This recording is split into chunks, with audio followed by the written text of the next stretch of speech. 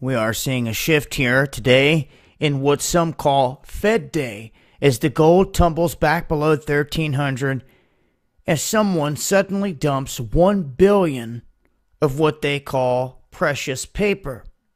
They did so dumping all this paper gold into the futures market. That in turn sent the gold back below 1300. And when you see this cycle over and over again, you can see it's heavily manipulated. It goes right back to the same old song and dance of a Federal Reserve that prints paper out of thin air that's not backed by gold or anything else, which has not been audited.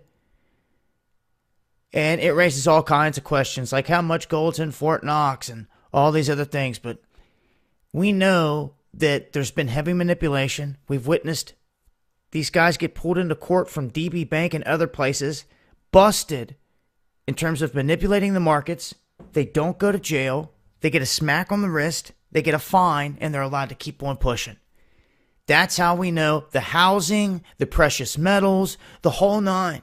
And they were directly involved with the precious metals last time that this happened. And you can now see how they do it pretty clearly here, as a mystery man can just jump in at any time and make one of these moves, and it affects the whole market big time. What's anyone going to do about it?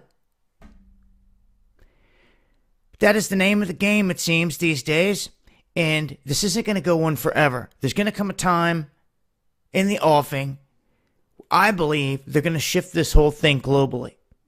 They really do want to have this set up to where they have a dominant one world structure. They may first break it down into multiple blocks, 4, 5, 6 blocks, and then from there down to just one main master currency, as we know they're aiming for. But in this instance, we can see the manipulation continues here. Wanted to point it out once again for those that are wondering what's going on with the gold and the prices. I'll leave a link. Make sure to follow me for more on Twitter. It's been Dabu7.